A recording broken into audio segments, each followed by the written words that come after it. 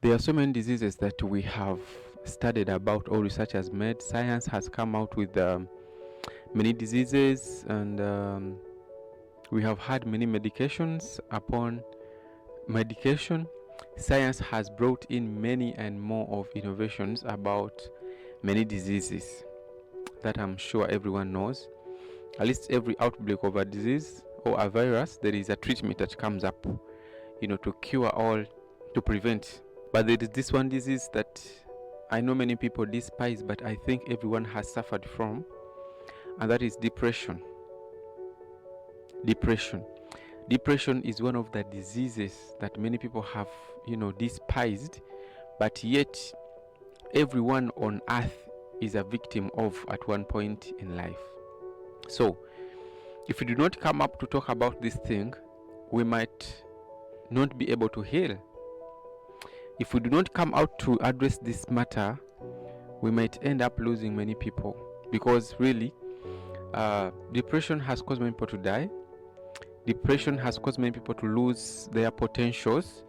Depression has caused many businesses to fail, many visions to die, many dreams to be buried, because of a certain thing that crept in a man's life, and they did not take the responsibility to recognize it and treat it immediately. As headache can come and someone goes find some Panadol or whatever they take, and it is done, or it is treated.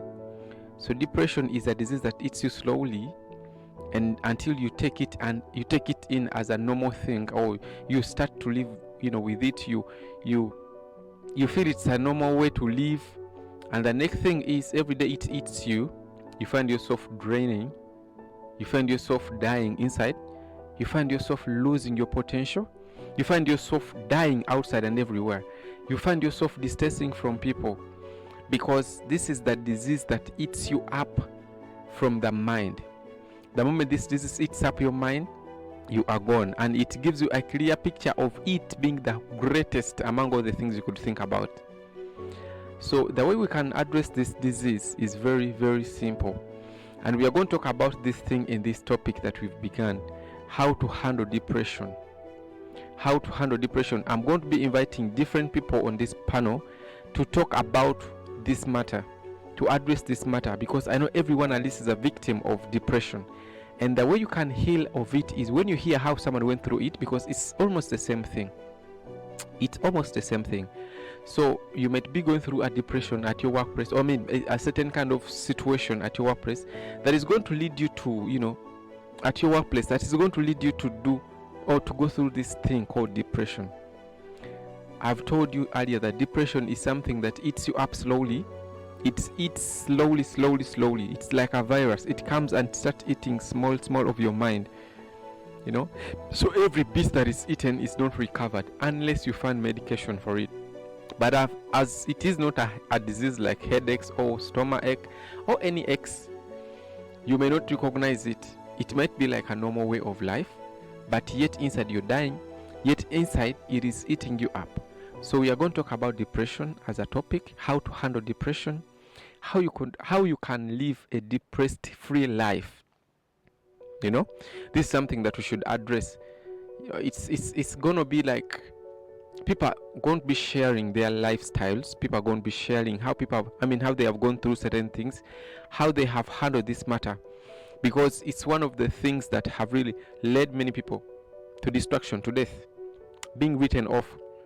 You find a guy who was so big like this, and then they are slimming just a few days because of this disease, depression. It's really a deadly disease that we should deal with, and it's going to be addressed on this platform. So if you are there and you're going through a certain situation, I tell you, brother and sister, you are not in this situation alone. That's why I encourage everyone to reach out.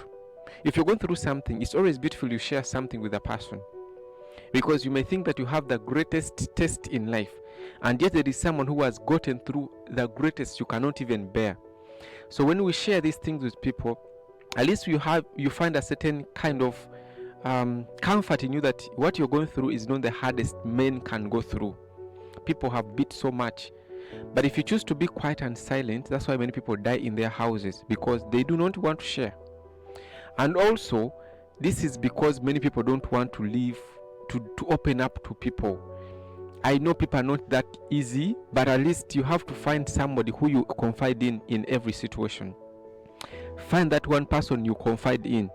At least when your heart is heavy of something, instead of you dying or giving this disease life, I urge you to go and speak to that person.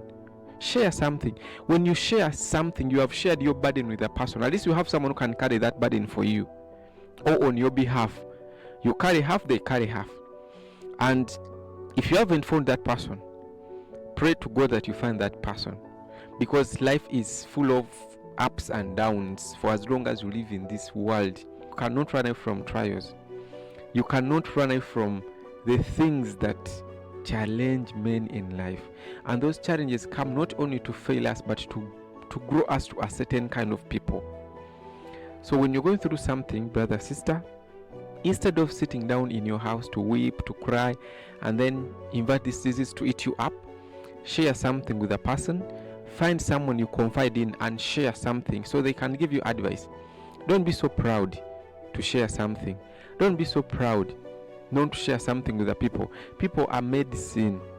Now, this is one of the medication of what? Of depression, of stress. People walk out and meet some people, talk with them, interact with some people. Don't think that what you're going through is the hardest a human being has ever gone through. People have gone through hell and they still stand. So you better find a person you confide in, better find a person you speak to, or run away from such environments that cause you to be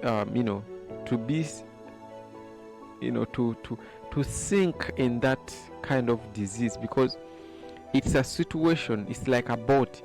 When you discover a small hole on a boat, if you do not cover it or deal with it immediately, that means it's going to make the whole boat sink.